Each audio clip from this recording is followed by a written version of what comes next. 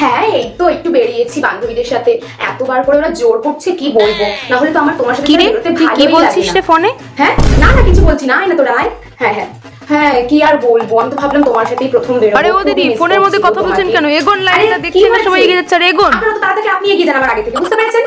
যত সব না না তোমাকে বলছি না, আর বলো না, প্যান্ডেলে যত সব লোকজন এখন ঠাকুর দেখার জন্য উপচে পড়ছে, দেখছেন না আমি সাথে কথা বলছি। আরে আমার সাথে বেরিয়েছিস, ফোনটা রাখ, লাইনও তো এগিয়ে যাচ্ছে। এগো না, এগিয়ে যান, আমি তো আসছি কথা বলতে বলতে।